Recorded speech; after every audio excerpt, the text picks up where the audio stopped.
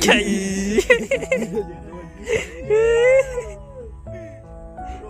à bữa tao hay mấy nó cái là tên sai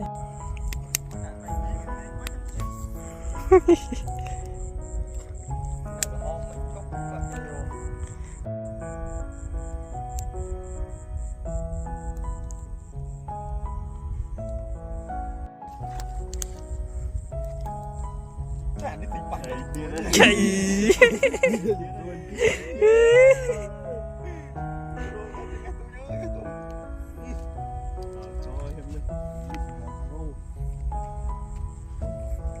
thật chứ nó chạy ra nè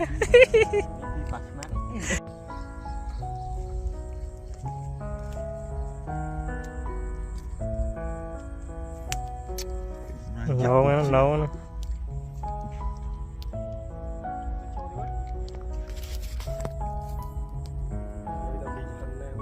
trời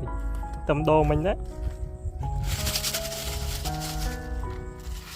nè phải gì hả nào chạy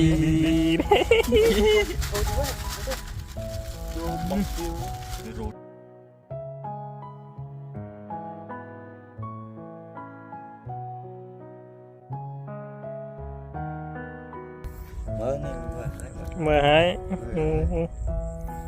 toàn tìm mũi lẹ phần nâng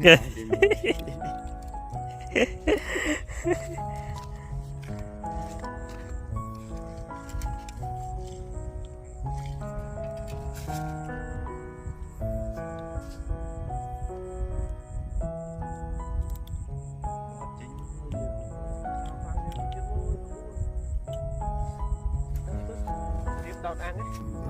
mặt đó hồi tay chẳng nhanh tư á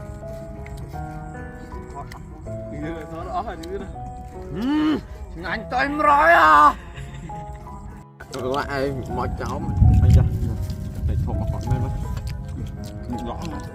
nhớ